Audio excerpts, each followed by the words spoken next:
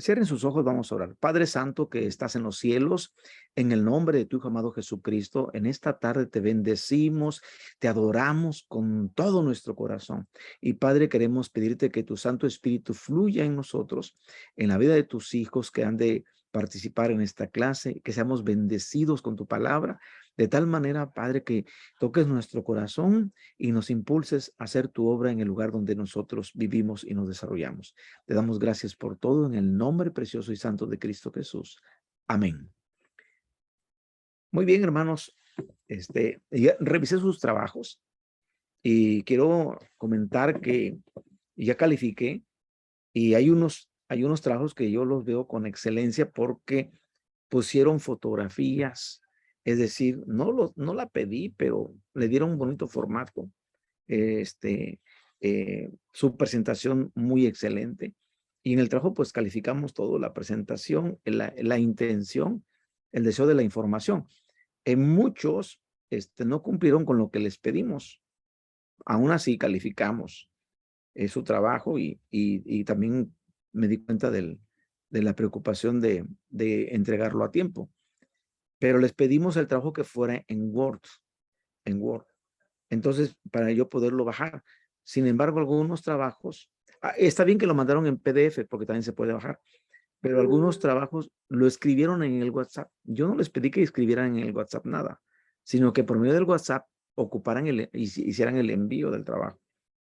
Así que si pudieran hacer el trabajo, los que lo hicieron por medio del WhatsApp, o se les dificulta escribir un Word, busquen ayuda para que ese trabajo y lo que viene, todo sea así como le estamos pidiendo en Word. Entonces, estamos en un nivel de estudio en que tenemos que cumplir con ciertas reglas y con ciertas normas. No hago examen, ni parciales, ni final, porque yo entiendo que esta materia, más que teórica, es práctica. Y a mí me gustaría, digo, que no fuera virtual, ¿verdad? Porque yo llevo a mis alumnos al campo, al trabajo, y en el trabajo se aprende. Desde luego que hay aula, que hay espacio de hacer tareas, hay espacio de estudiar, de empaparnos con la palabra.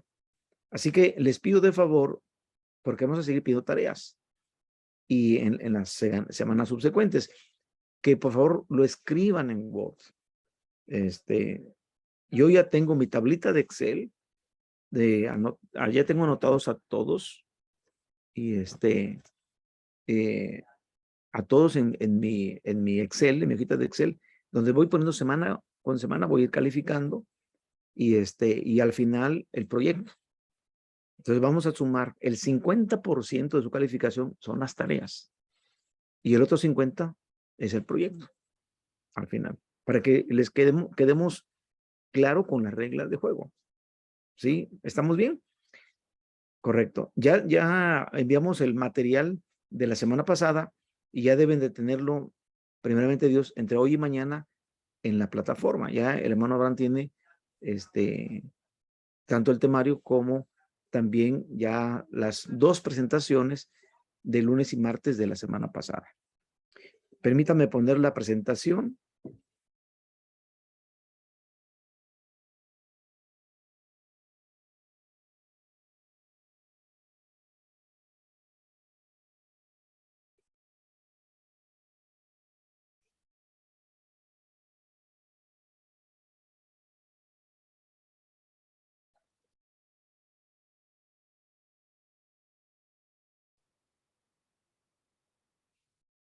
Muy bien, espero que estén viendo la presentación.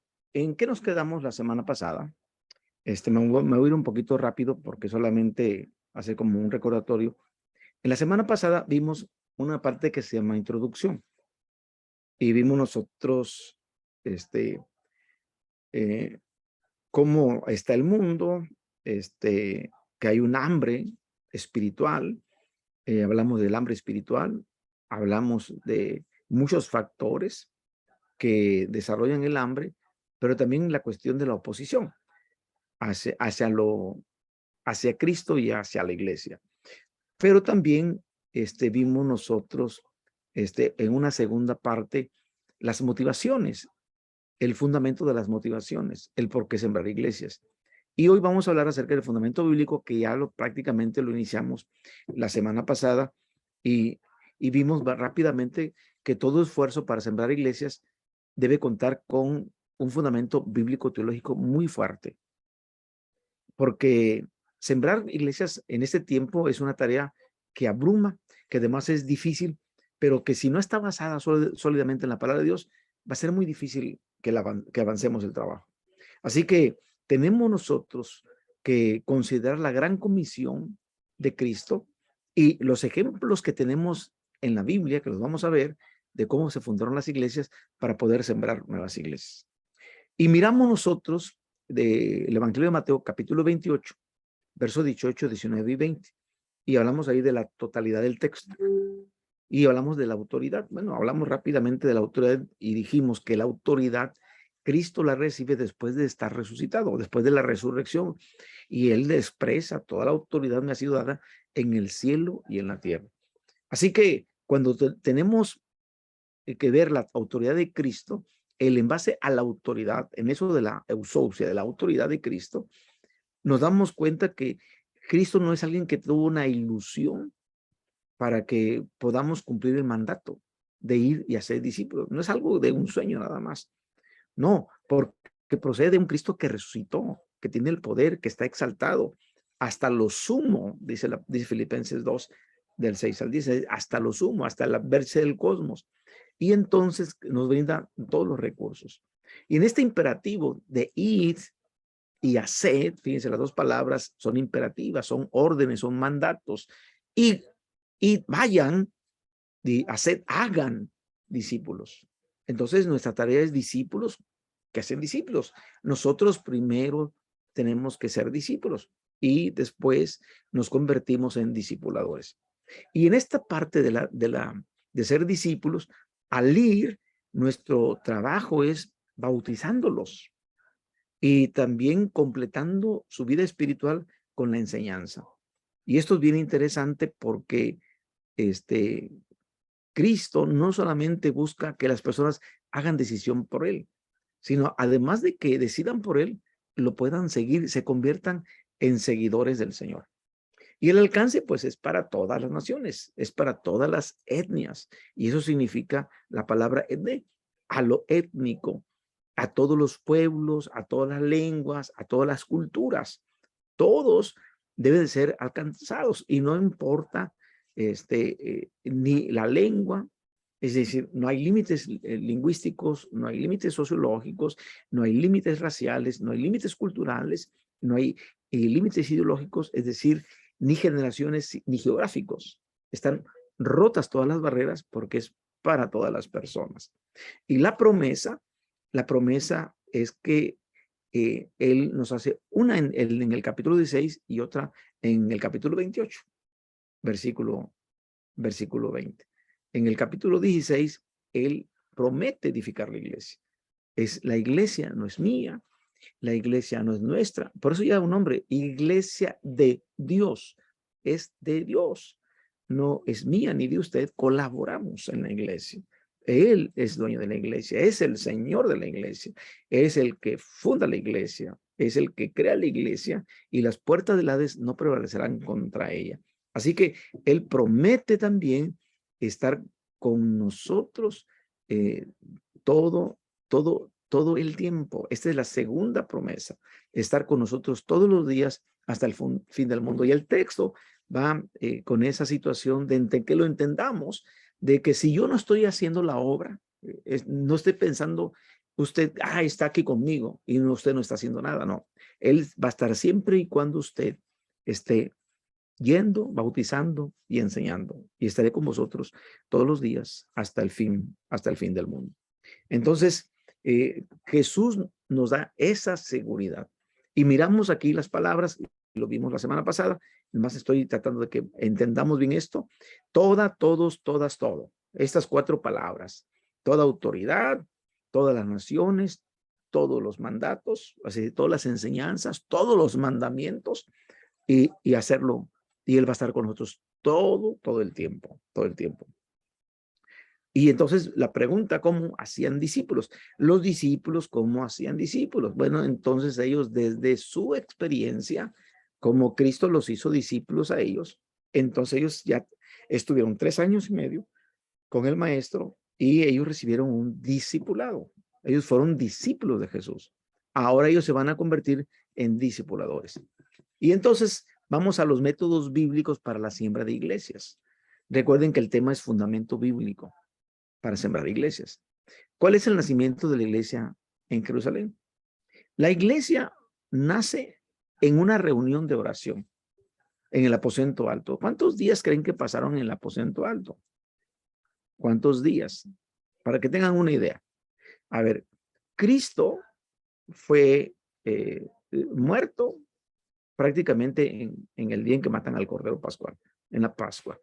De la Pascua al Pentecostés son 50 días, por eso Pentecostés significa eso, 50 días.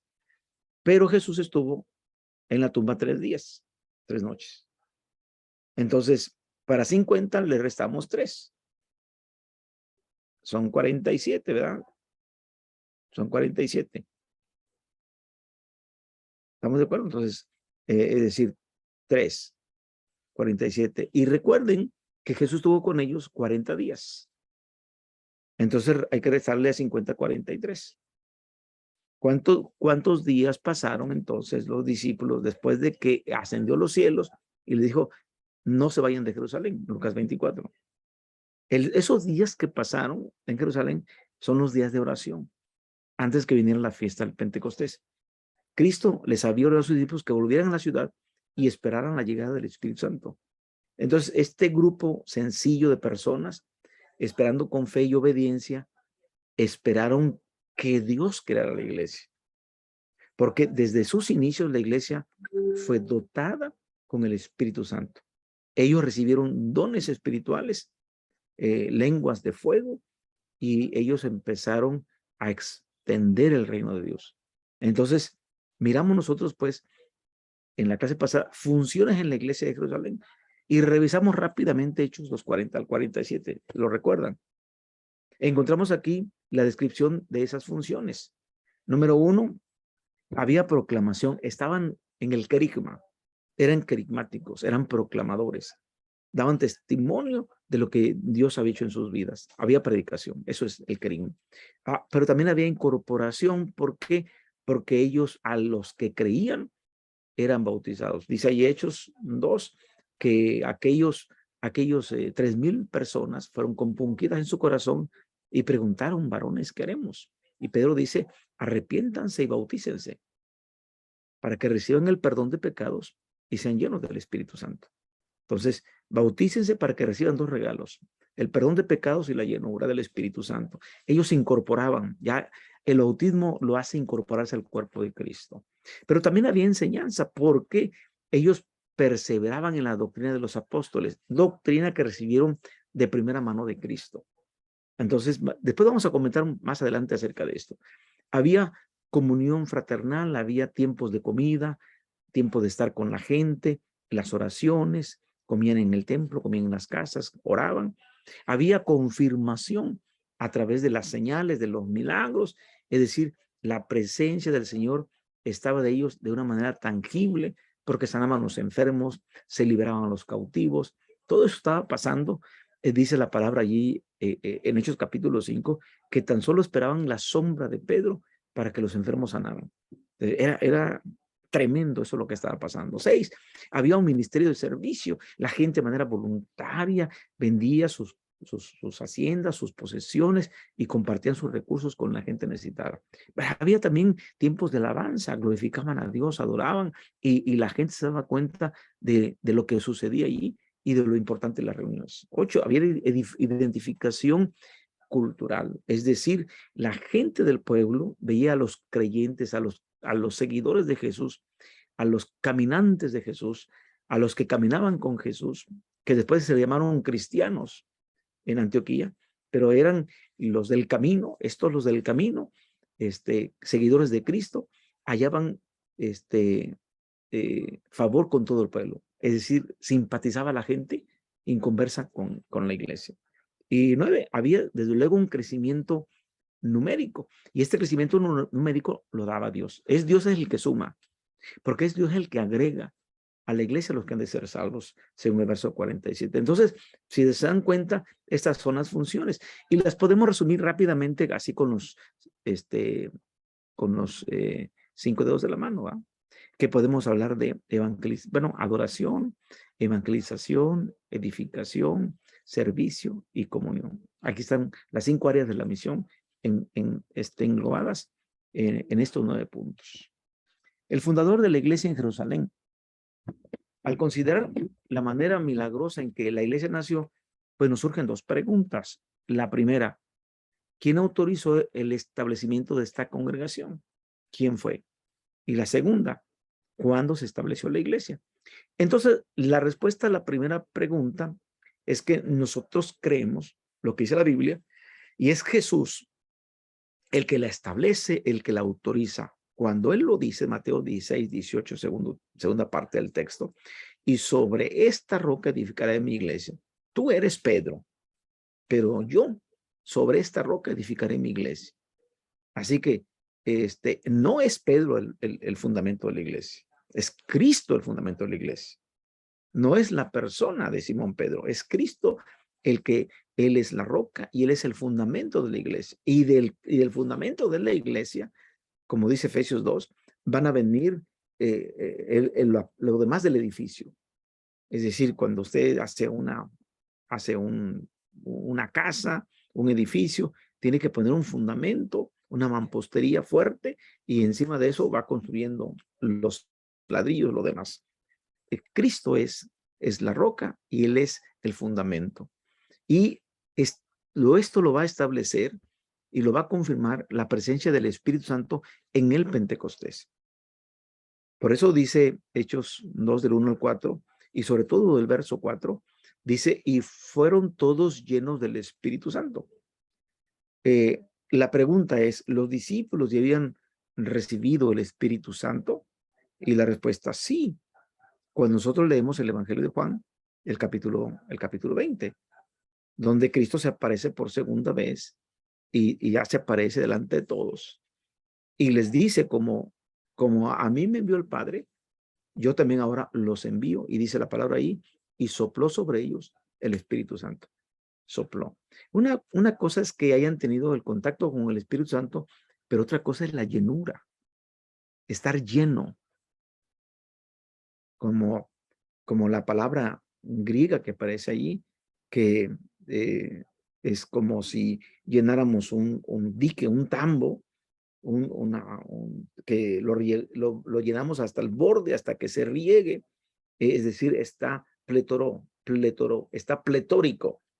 Eso significa la llenura, está plétoro, está lleno. Es así, ellos fueron llenos del Espíritu Santo. Y la respuesta a la segunda pregunta, ¿cuándo se estableció la iglesia? Es que sucedió cuando entonces el evangelio fue predicado y la gente respondió.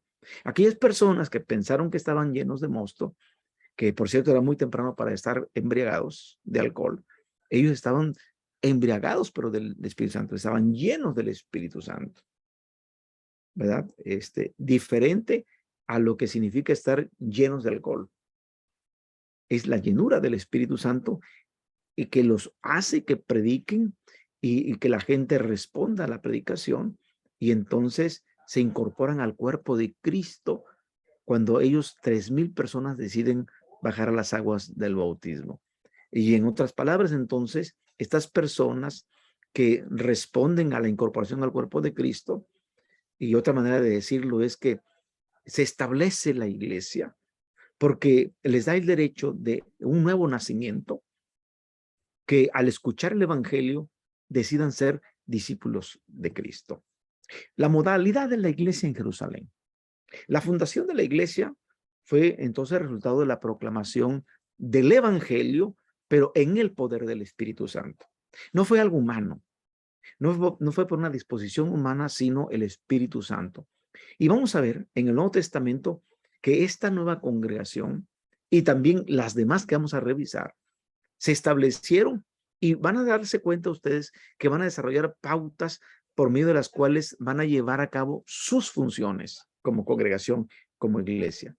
Entonces, en vista de lo que ya les platico, la pregunta que resulta aquí es, ¿qué entonces es lo que no encontramos en la iglesia primitiva?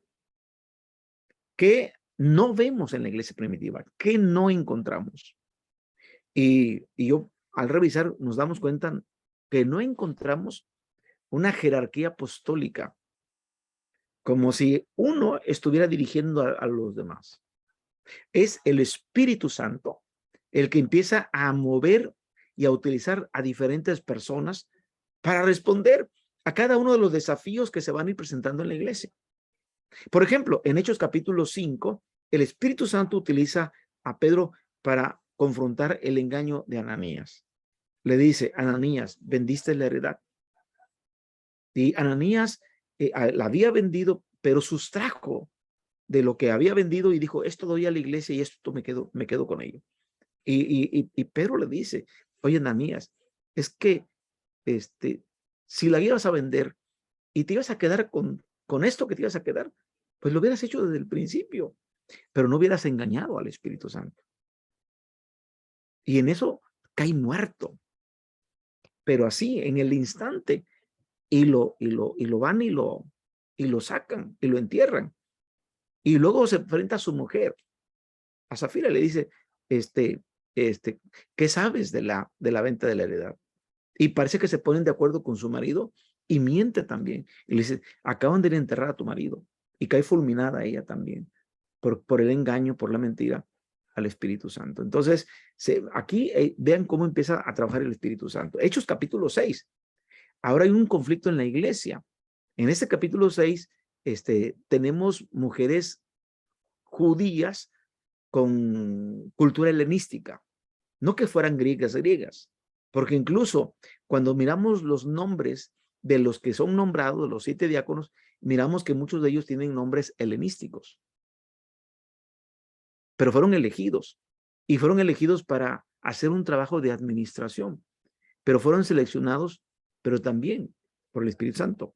Ahora, puede ser que el Espíritu Santo haya guiado a la iglesia a seleccionar los que tenían la mejor comprensión y también la mayor sensibilidad cultural hacia las viudas que se sentían que estaban descuidadas. Yo creo que sí, el Espíritu Santo mueve que sean estas personas y que son seleccionadas. ¿Por qué? Porque empiezan a categorizarlos, es decir, a hacer un perfil de la persona. Deben de ser hombres de fe, llenos del Espíritu Santo. Empiezan a tener requisitos. Y estos requisitos los cumplen, pero son señalados y son puestos en el lugar en que tienen que estar para resolver un problema. Un problema que puede hacer que la iglesia se venga menos. Y fíjense que en los reportes que ustedes me presentan de cómo iniciaron sus iglesias, en algunas de ustedes experimentaron división. Vamos a ver algunos aspectos de lo que crea la división o la separación. Porque es que aquí se separó un grupo en tal año y se separó un grupo. Porque como somos seres humanos, cada cabeza es un mundo y nosotros pensamos diferentes. Es más cuando yo voy a predicar a Estados Unidos, me encuentro con que hay hispanos, pero los hispanos vienen de diferentes países. Hay guatemaltecos, hay mexicanos, hay hondureños, hay salvadoreños, y cada uno trae su propia cosmovisión, incluso trae su propia cultura, incluso su propia cultura religiosa. Y quieren llegar a imponer algo en otro país. Entonces, cuando los hermanos que están en Estados Unidos dicen, hey, ubíquese, usted está en USA, está usted aquí en Estados Unidos. Esta es la iglesia de Dios aquí en Estados Unidos. Entonces, si yo voy a Argentina, Colombia, Venezuela, donde está la iglesia de Dios, yo tengo que llegar y ver cómo están y respetar cómo están y cómo son. No puedo llegar yo a imponer mi forma y esto genera problemas porque somos seres humanos. Así que empezaron los judaizantes a querer imponer la circuncisión y la guarda de la ley de Moisés a los gentiles. Y en Hechos 15, fíjense, ¿quién es el que preside la reunión? Es Santiago. Es el que preside el concilio y lo preside con buscar eso, conciliar el problema, tomar decisiones para no imponer prácticas ni culturales, ni ceremoniales judías a los conversos que son gentiles. Y entonces en estos capítulos que ya tocamos, 5, 6 y 15, la imagen que vemos es al Espíritu Santo, trabajando como el que inicia la iglesia, pero también como el que la guía, como el que la dirige y como vamos a ver más adelante, como el que le va a dar desarrollo. De tal manera que aquí no encontramos en la iglesia de Jerusalén una jerarquía apostólica que toma decisiones para la iglesia. ¿Qué es lo que encontramos en la iglesia? Lo que sí encontramos. Ya vimos lo que no encontramos. Ahora, ¿qué es lo que sí encontramos? Encontramos aquí primero que hay que tener sensibilidad. Había sensibilidad al Espíritu Santo. En cada situación que estaban enfrentando, la iglesia busca la dirección del Espíritu Santo. Son sensibles a la voz de Dios. Son sensibles a lo que Dios diga. Y desde luego que se enfrentan acaloradamente, pero no están en contra de las personas, sino de las ideas, para conciliar. No para perder, sino para ganar. Y a veces aquí, cuando no se concilia, se dividen los grupos porque se basa más en el ego de la persona que en la presencia del Espíritu. Y uno tiene que ser dócil a la presencia del Espíritu Santo.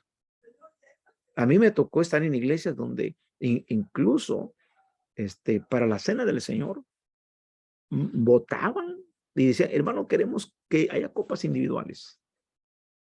Pero un sector de líderes, no, queremos que todos tomen de una sola copa. Porque así está, en una sola copa tomaron todos. Y y yo podía irme con la mayoría, decir, bueno, que la mayoría. Digo, yo estoy un pastor aquí que voy a estar 6 años nada más. ¿Para qué les dejo un problema? ¿Cómo lo hacen? ¿Cómo lo hacen? ¿Cuánto tiempo llevan aquí? ¿Cuál es su historia de vida?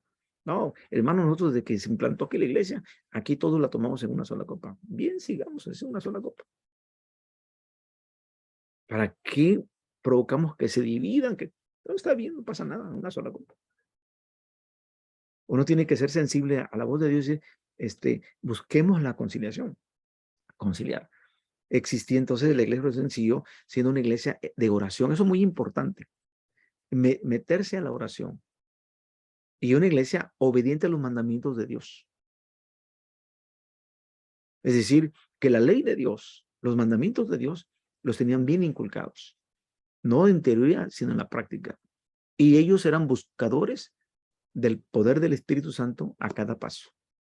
Entonces es muy importante la oración, la palabra, que es los mandamientos de Dios, y la presencia del Espíritu Santo. Entonces existía también un fuerte compromiso con el fundamento doctrinal firme, el fundamento que Cristo les dejó. Había un celo en que los discípulos seguían la doctrina apostólica, la doctrina de los apóstoles, las enseñanzas de Cristo. Y lo vemos como evidencia lo que dice Hechos 2:42. Y la iglesia perseveraba en la doctrina de los apóstoles. Es decir, que estas no eran enseñanzas propias, sino que eran enseñanzas que los apóstoles habían recibido de Cristo. Fueron los apóstoles celosos en llevar a cabo estas funciones que ya vimos de Hechos 2:40 al 47, basados en ese fundamento. El establecimiento de la iglesia en Antioquía. Dejemos Jerusalén y ahora dejamos Israel y traspasamos la frontera. Recuerden la palabra profética de Jesús en Hechos capítulo 1, verso 8. Dice, y me seréis testigos cuando venga sobre vosotros el poder del Espíritu Santo. Entonces va a venir el Espíritu Santo y me van a ser testigos. ¿En dónde? En Jerusalén, luego en toda Judea, en Samaria y hasta lo último de la tierra. Entonces, cuando estamos nosotros ya en Siria, que es otro país, y la ciudad de Antioquía es parte de Siria, Hechos, el libro de los Hechos, el segundo libro de Lucas, contiene toda la información sobre la iglesia de Antioquía. y sobre todas las demás iglesias que vamos a ver más adelante. Entonces hay que dar respuestas a dos preguntas. Número uno, la primera pregunta. ¿La iglesia en Antioquía tenía una iglesia madre? Es decir, ella fue una iglesia hija, tenía una iglesia madre, alguien que la amamantó, podemos decir, la parió, la tuvo como hija, etcétera. La segunda pregunta, ¿se siguió en Antioquía la modalidad que había adoptado la iglesia en Jerusalén? Es decir, adoptaron a la iglesia de Antioquía la misma modalidad que la iglesia de Jerusalén. Entonces vamos a tener las respuestas. El origen de la iglesia en Antioquía, tenemos que ir al origen de la iglesia para poder responder. Si la iglesia de Antioquía tenía una iglesia madre, entonces debemos de investigar en el texto y acerca de todas las personas que estuvieron involucradas en el establecimiento de esta iglesia. Recuerden que cuando hicieron su trabajo, hicieron su tarea, buscaron las personas involucradas, familias, personas, pastores, misioneros, quienes de una manera estamos parados en los hombros de ellos, de los antiguos. Bueno, la iglesia de Antioquía tenía una iglesia madre. Esa es la pregunta. Y tendremos que irnos, abran sus Biblias en el libro de los Hechos, capítulo 11. Y quiero que vean ustedes aquí en Hechos, capítulo 11. Vamos a ver el versículo 19.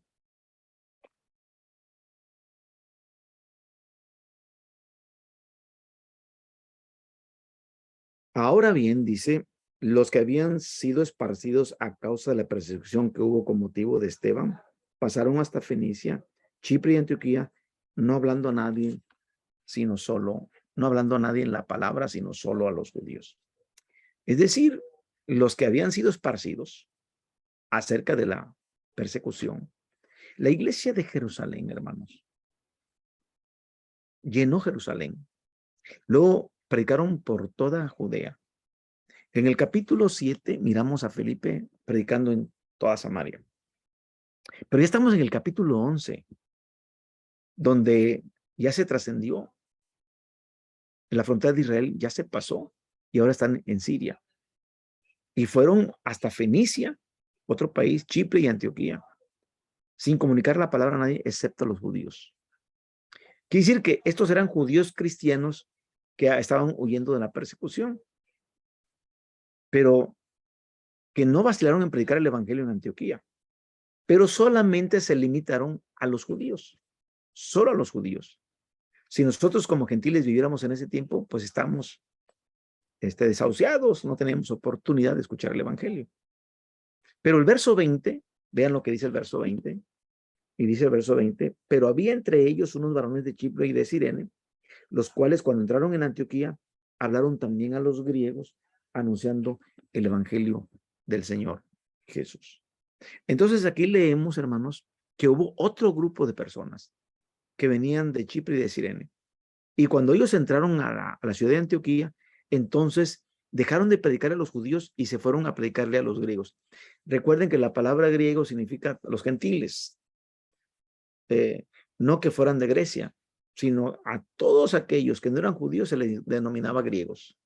No importaban si eran africanos, si eran babilonios, si eran mesopotámicos, no importaba de dónde eran griegos. Ese era el mote para todos. Entonces, todas estas personas, porque Antioquía es una ciudad cosmopolita, donde vienen de muchos lugares, pero allí ellos escucharon la palabra de Dios, las buenas nuevas de que Jesús es el Señor. Y es muy posible que este grupo de hermanos que predicaron en Antioquía estuvieron en el día de Pentecostés y eran judíos de la diáspora, es decir, judíos que habían ido a adorar a Jerusalén y que allá escucharon el evangelio y que eran de Chipre y de Cirene y que decidieron ir a Antioquía a compartirle el evangelio a los griegos. Entonces es importante aquí notar que no fueron los apóstoles quienes empezaron la iglesia en Antioquía, sino fueron los laicos que se habían esparcido por la persecución. Y un laico no es alguien ordenado, no es un ministerio ordenado, así como es como un pastor, como un apóstol, como un misionero, no, eran de los que habían creído y ellos compartieron el evangelio. Pero el Espíritu Santo llevó a Antioquía a los sembradores de iglesias. ¿Por qué? Porque se requería este tipo de gente de diferentes áreas y diferentes antecedentes culturales con el único propósito de establecer la iglesia en esa ciudad multicultural como lo es Antioquía. Así que nosotros podemos decir que estamos convencidos de que fue la obra del Espíritu Santo. Y no tampoco es meramente una afortunada coincidencia. Los sembradores de iglesias que llegaron a Jerusalén podemos considerar aquí por lo menos tres maneras. La primera, eran personas especialmente aptas para alcanzar judíos. Segunda, tenían algo de conocimiento de cómo había nacido la iglesia en Jerusalén y cómo funcionaba. Es decir, estuvieron allá, se dieron cuenta cómo se evangelizaba, se dieron cuenta que se bautizaba y se dieron cuenta que se doctrinaba. Es decir, tenían las tablas para poder ejercer todo el ministerio. Tercera, habían aprendido la doctrina de los apóstoles, es decir, estaban adoctrinados y podían adoctrinar a otros. Entonces estaban en condiciones de compartir la misma doctrina que habían escuchado en Jerusalén y la misma doctrina que practicaba la iglesia de Jerusalén. Ahora la van a practicar los hermanos de la iglesia de Antioquía. Van a tener la misma doctrina. Porque si nosotros nos quedamos con la idea de que solamente se hubiera limitado que se predicara solamente a los judíos, entonces podemos decir entonces que hubiera quedado en manos de creyentes de Jerusalén nada más. Y se hubiera limitado que solamente a los judíos. ¿Cómo concluimos entonces? Que el verdadero agente, el verdadero iniciador en la siembra de la iglesia de Antioquía es el Espíritu Santo. Esa es la conclusión. No hay evidencia de que la iglesia de Jerusalén fuera la iglesia madre. No hay ninguna evidencia. O que la iglesia de Jerusalén fue una iglesia patrocinadora. No enviaron sembradores de iglesias a Antioquía para hacer una congregación hija. No, no fue una congregación hija de Jerusalén. Es el Espíritu Santo el que obra para reunir a los que van a ayudar para que la iglesia se desarrolle, se desenvuelva, produzca, se reproduzca. Y entre ellos entonces aparecen en escena Bernabé y Saulo. Bernabé, tenemos que darnos cuenta en Hechos capítulo 11 que los apóstoles, al mirar el crecimiento que hay en Antioquía y de la cantidad de griegos que están poblando la iglesia, que son parte de la iglesia, yo me imagino que a Bernabé lo envían como si fuera un corresponsal de la iglesia de Jerusalén. Vaya usted a ver qué es lo que está pasando. ¿Por qué hay un crecimiento demográfico en la iglesia de Antioquía? ¿Por qué están creciendo tanto y se están convirtiendo los griegos? Y podemos nosotros seguir aquí en Hechos capítulo 11, versículo 22. Dice, y llegó la noticia de estas cosas a oídos de la iglesia que estaba en Jerusalén y enviaron a Bernabé que fuese hasta Antioquía. Fíjense, enviaron a Bernabé que fuese hasta Antioquía. El verso 23 es muy claro que dice, cuando llegó, dice, vio la gracia de Dios. Vio la gracia de Dios. Y entonces empieza a decirle a los nuevos convertidos en el versículo 23, les exhorta, se alegra de ellos y le dice que con propósito de corazón permanezcan fieles al Señor. Es decir, conozcan la doctrina, sean fieles al Señor, sean fieles a la doctrina, sean fieles a todo. De esa manera fue enviado Bernabé como si fuera un emisario o un corresponsal, como cuando mandan corresponsales de guerra a la guerra. No va a la guerra, va a hacer un reportaje, va a hacer un reporte, qué es lo que está pasando. Y es lo que va Bernabé. Ellos le dicen, ve a ver qué está sucediendo, como diciendo, haznos un reporte. Pero quiero decirles que Bernabé se queda, se queda allí. Vamos a ver más adelante el trabajo que el Espíritu Santo tiene para él. Él se queda en Antioquía. Y es alguien que me encanta, Bernabé. Bernabé es de los hermanos que debería haber en cada iglesia. Alguien que está pensando en fulano, sutano y mengano y dice, ¿dónde está sutano? No lo veo, no viene, no llega a la iglesia, voy a ir por él. Y yo creo que llega a Antioquía y pregunta, y pregunta, pero hace que la gente se comprometa a la fidelidad. Pero alguien que empieza a trabajar con la gente para que sea fiel, es que es un ejemplo él. Usted tiene que ser un ejemplo. Y vemos nosotros el versículo que sigue, que es el versículo 24. Dice la palabra aquí, porque Bernabé era un varón bueno, lleno del Espíritu Santo y lleno de fe. Es decir, alguien que está lleno de fe, que está lleno del Espíritu Santo y que es un varón bueno, es alguien que vale la pena que Dios use y que vale la pena que él le diga a otro, asiste a la iglesia, no dejes de venir. Y yo creo que pregunta y dice, ¿qué saben de Saulo de Tarso? ¿Qué saben de Saulo? Y yo me imagino que pensó, y lo hago de manera, no lo dice la Biblia, ¿verdad? Pero yo pienso que Bernabé dijo, Saulo, ¿dónde está Saulo? Porque si no lo pude meter a la iglesia en el capítulo 9, lo voy a meter en el capítulo 11. Pero de que Saulo va a estar en la iglesia, va a estar en la iglesia. Y preguntó por él. Y yo creo que alguien le dijo, no, sus padres murieron y heredó un negocio de tiendas de vela, de una fábrica de tiendas de campaña y velas de barco. Era un hombre que tenía un negocio y ya está ya en Tarso de Cilicia. Y dice la palabra aquí en verso 25, después fue Bernabé a Tarso para buscar a Saulo y hallándolo le trajo a Antioquía. Pero le dijo, hermano, ¿qué haces aquí? Vámonos a la iglesia. No pudiste entrar a Jerusalén porque los hermanos tenían miedo, pero en Antioquía es diferente. Hay más gentiles que judíos. Véngase, entra a la iglesia, se aparte de la iglesia. Y van a ver los siguientes textos que trabajaron durante un año ahí, Pablo y Bernabé. Y entonces ya miramos nosotros que el ambiente multicultural era ideal para capacitar a los que serían misioneros a otras culturas. Aunque Bernabé había sido miembro de la iglesia de Jerusalén durante 7 años, ya estaba bien establecido en ese. Él, si ustedes leen allá Hechos capítulo 4, los últimos versículos, este hombre ni siquiera se llamaba Bernabé, su nombre era José, pero los apóstoles decidieron ponerle Bernabé, hijo de consolación, que eso significa, porque vendió una heredad. Un levita, era de la tribu de Leví, era un levita que vendió su heredad y él dijo, vendo mi heredad y la pongo a la disposición de la iglesia. Y cuando dijeron, váyase de corresponsal a Antioquía, imagínese, se fue contento, está enamorado del Señor, 7 años en la iglesia de Jerusalén, trabajando con la iglesia y ahora está en Antioquía. Y ahora se hace de amistad con Saulo, va por él hasta Tarso, se lo trae, lo involucra y lo mete a la iglesia. Pero el Espíritu Santo está trabajando en todo esto, porque es el Espíritu Santo en Hechos capítulo 13 que dice, apartadme a Bernabé y a Saulo para la obra a la que los he llamado. Entonces, enseguida leemos, y habiendo ayunado y orado, la iglesia les impusieron las manos y los despidieron. Pero durante un tiempo estuvieron un año, más de un año ahí, un año en la iglesia de Antioquía.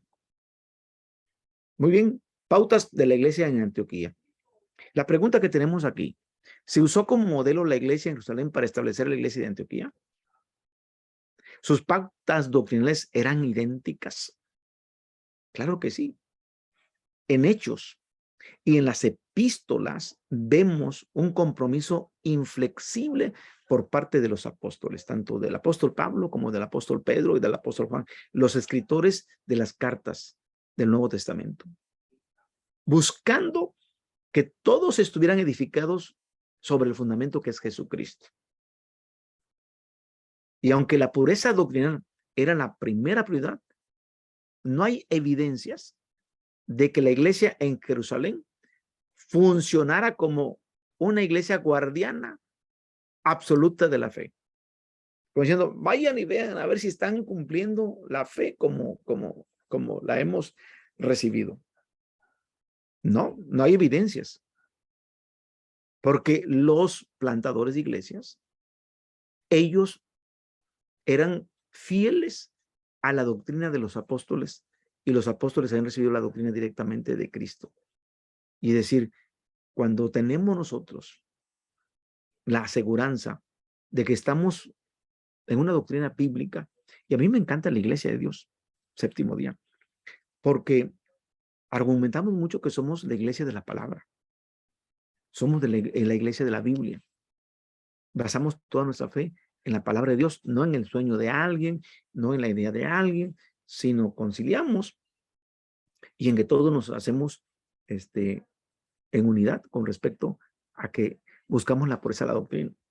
Y la iglesia de Antioquía, para que vean ustedes que no dependía de la iglesia de Jerusalén, porque la iglesia de Jerusalén fuera guardiana de la fe, la iglesia de Antioquía envió a Pablo y a Bernabé al concilio de Jerusalén.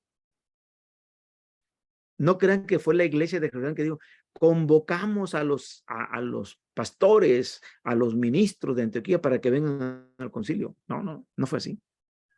Si leemos los textos y ya miramos nosotros Hechos 15, que es Santiago el que preside la reunión, pero es la iglesia de Antioquía la que envía a Pablo y a Bernabé a que concilien las siguientes cosas. Al examinar entonces el nacimiento de la iglesia de Jerusalén y el establecimiento de Antioquía, encontramos varias lecciones importantes para la actualidad en nuestra siembra de iglesias. Porque ese es el asunto, ¿eh?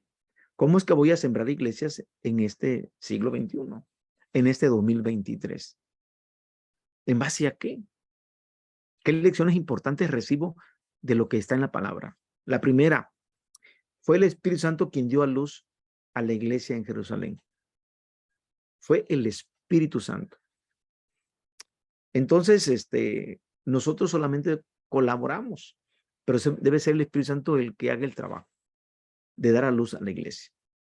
Segunda, los apóstoles y más adelante otros que se convirtieron como Bernabé, que llegó después, jugaron un papel en el establecimiento de un fundamento doctrinal sano, solamente enseñando lo que el Señor les había ordenado, que guarden todas las cosas, todos los mandamientos.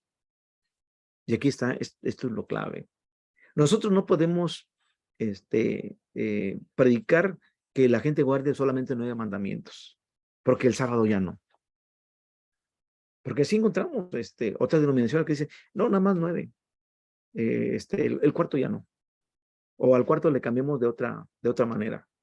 No. Es desde el 1 al 10. Y todos los demás mandamientos. Porque ir y hacer discípulos también es un mandamiento. Es una ordenanza. No es una alternativa, no es si gustas, no es si quieres. También es una ordenanza. Tercera, la iglesia en Jerusalén facilitó el establecimiento de la iglesia en Antioquía. Sí, fue una facilitadora. Pero también a la vez la iglesia en Antioquía cumplió también con una función similar en relación con las iglesias que Pablo y Bernabé iban a iniciar en Asia Menor. También se convirtió en una iglesia facilitadora o enviadora. Cuarta, la iglesia en Jerusalén y la iglesia en Antioquía fueron iglesias hermanas. La última, que es la iglesia de Antioquía, que fue muy grande, contribuyó incluso financieramente cuando la primera, que es la iglesia de Jerusalén, sufría necesidad. Siempre Pablo en las iglesias de Asia juntaba dinerito y mandaba a los hermanos que padecían tiempos de necesidad, de carestía, de no tener ropa, de no tener comida, y ayudaban con ofrendas. Eso lo podemos ver en las cartas paulinas. Así que miramos aquí en esta parte, hasta aquí lo de la iglesia de Antioquía. Vamos a entrar ahora a la metodología de Pablo en Éfeso. Tenemos que recordar que al igual que el Espíritu Santo intervino en Jerusalén como en Antioquía, Pablo también fue guiado por el Espíritu Santo y fue el Espíritu Santo quien preparó el corazón de los oyentes, porque es el Espíritu Santo el que prepara a la gente y provee también a los que van a colaborar con nosotros, en este caso con Pablo, que van a trabajar con él. Y dice Hechos 19:20, así crecía y prevalecía poderosamente la palabra del Señor. Vamos a ver en esta metodología la primera parte, inicio de relaciones. En Hechos capítulo 18,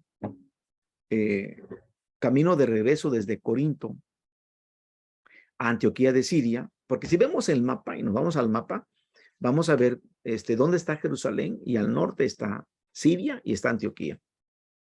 Porque hay Antioquía de Siria y Antioquía de Pisidia, para que no nos confundamos. Estamos hablando de Antioquía de Siria, de donde ellos fueron despedidos. Entonces, Antioquía de Siria, y, y Corinto, que ya está ya acá ya cerca de Grecia, es un puerto, es una ciudad portuaria, donde Pablo va a tener inicio de relaciones, porque va a encontrarse con un matrimonio de judíos convertidos a Cristo, que han sido expulsados por el emperador de Roma, que venían de Roma y que habían llegado a una iglesia, perdón, a una ciudad de Corinto cosmopolita también. Y allí entonces el apóstol Pablo llega a Corinto, y en Hechos, estamos hablando en Hechos 18. Y esta pareja le va a ayudar a Pablo para poder establecer la iglesia en Éfeso. Recuerden que estamos hablando de Éfeso. Y tocamos esta parte de Corinto porque en Corinto van a llegar Priscila y Aquila. Entonces, a través del mensaje de Pablo, va a plantar la semilla del evangelio entre los judíos del lugar de Éfeso. Y algunos van a ser receptivos. Y Pablo les promete volver y dice, verso 21, si Dios quiere, voy a regresar. Entonces, Pablo sabe que su agenda no está determinada por él, está determinada por el Espíritu Santo. Si el Espíritu Santo quiere, porque luego ves el Espíritu Santo me dice, aquí no, aquí sí, aquí no, aquí sí, como vamos a ver más adelante. Vamos a ver la aparición del núcleo de creyentes, los que yo le comentaba. Quiere fundar la iglesia de Éfeso, pero tiene que hacer la aparición de un núcleo de creyentes, personas que le ayuden a trabajar con la iglesia de Éfeso. Y entonces miramos nosotros del capítulo 18, verso 18 al 19, que está con Priscila y Aquila y los deja a ellos para que establezcan ese punto de avance. Y después Priscila y Aquila hacen contacto con un judío que viene de Alejandría llamado Apolos. Solamente que Apolos, que es un gran disertador, que es un gran orador, que es poderoso en la elocuencia, tenía poca comprensión de las escrituras con respecto al Mesías y al bautismo del Mesías. Conocía acerca del bautismo de Juan el Bautista. Pero Priscila y Aquila empiezan a trabajar con él, y entonces lo hacen parte, lo discipulan y lo hacen parte de este núcleo de creyentes en Éfeso. Y a esas alturas, según el verso 27, afirma que los hermanos le animaron. Y así que por medio de la obra de Priscila y Aquila se establece un núcleo en Éfeso. Y por ahí algunos se dieron cuenta cómo fue que empezó su congregación, y sin que supieran, apareció un núcleo de creyentes.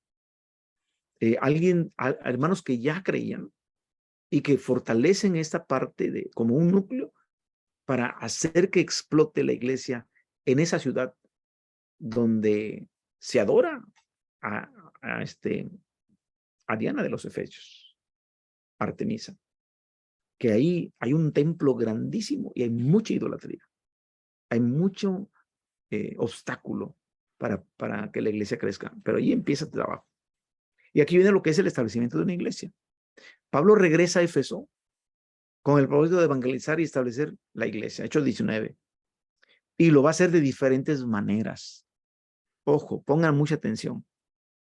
La primera, dedica tiempo a corregir las creencias de los que habían sido bautizados con el bautismo de Juan. Y por favor, vayan a Hechos capítulo 19. ¿Están con su Biblia? Y hagan sus anotaciones, por favor. Hechos capítulo 19, verso 1. Aconteció que entre tanto que Apolos estaba en Corinto, Pablo, después de recorrer las regiones superiores, vino a Éfeso, y hallando a ciertos discípulos les dijo, ¿recibisteis el Espíritu Santo cuando creísteis? Y ellos le dijeron, ni siquiera hemos oído si hay Espíritu Santo. La pregunta es, entonces dijo, ¿en qué pues fuisteis bautizados? Ellos dijeron, en el bautismo de Juan.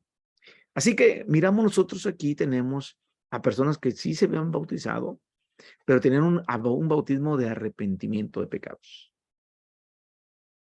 pero no tenían el bautismo del fuego del Espíritu Santo. Y aquí lo que hace Pablo es preguntarles y corregir su creencia. Y entonces, dice la palabra aquí en el versículo que sigue,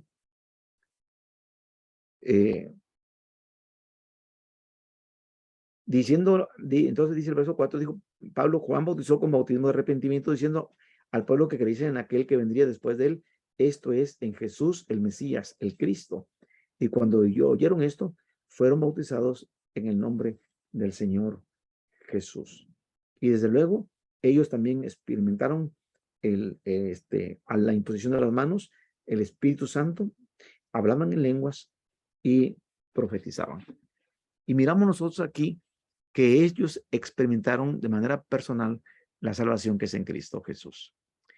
Y la segunda manera, ahora Pablo fue a la sinagoga y comunicó el evangelio presentando a Cristo como el Mesías. Algunos fueron reacios y desde luego que se negaron a creer, según el verso 9. Pero luego dice que Pablo, cuando fue, que no quisieron admitirlo allí, consiguió una escuela, la escuela de Tirano, donde ocupaba el púlpito para discutir cada día. Y lo hizo aquí durante 2 años. Así que el ministerio de Pablo fue que ganó tantos para Cristo y causó, fíjense, tal impacto en las actividades comerciales relacionadas con la diosa, la Diana de los Efesios o Artemisa, que generó un disturbio que lo llevó a irse de la ciudad de Éfeso, según el capítulo 20, verso 1. El desarrollo de la iglesia. Ya vimos el establecimiento, el desarrollo de la iglesia. La iglesia más adelante recibe visitas posteriores del apóstol Pablo. Volvió a seguir capacitando a los nuevos creyentes de Éfeso. Pablo también envió ayudantes como fue Timoteo, como fue Tito, Tichico, colaboración que ellos hicieron en la tarea de instruir a los creyentes, corregirlos en falsas doctrinas, también en organizar la iglesia y darle manutención o alimentación espiritual a los creyentes. Pablo también ayudó a que la iglesia se desarrollara e incluso hay una carta exclusiva para ellos, la carta a los Efesios. ¿Qué nos indica esto? ¿Qué nos revela? Bueno, que hubo un profundo interés de Pablo por esa salud espiritual de ellos y porque ellos tuvieran una estabilidad doctrinal en esa nueva congregación. Y también cuando él va a despedirse, que hace un discurso de despedida en el capítulo 20, en el verso 32, se expresa y junta desde Mileto, junta a todos los pastores, los ancianos, para que escuchen su último discurso. Y hay un fragmento que dice: y ahora, hermanos, os encomiendo a Dios y a la palabra de su gracia, a aquel que tiene poder para edificar y para dar herencia entre todos los santificados. Cuando se despide de los Efesios, él muestra la confianza de que es la obra del Espíritu Santo quien los va a animar y quien los va a sostener. Él se va a ir, él se va a retirar, él va rumbo a Roma, ya no lo van a volver a ver, él se está despidiendo y desde luego ya nunca más regresó, pero él confió en que es dejarlos encomendados a Dios y a la palabra de su gracia, porque es Dios el que tiene el poder para edificar y es Dios el que da la herencia a todos los santos. La metodología general de Pablo. La metodología que Pablo usó en Éfeso era parte de la metodología general que empleaba en el establecimiento de otras iglesias. Y en su libro de Planting Church Cross Cultural, la siembra de iglesias en otras culturas de David Kesselring, bosqueja lo que llama el ciclo paulino para sembrar iglesias y nos va a sugerir el siguiente bosquejo. Espero que tengamos 10 minutos de receso, hermanos, para que tomen agüita, tomen mate y nos vemos en 10 minutitos para continuar la clase. Por favor, no apaguen sus dispositivos y en un momento continuamos.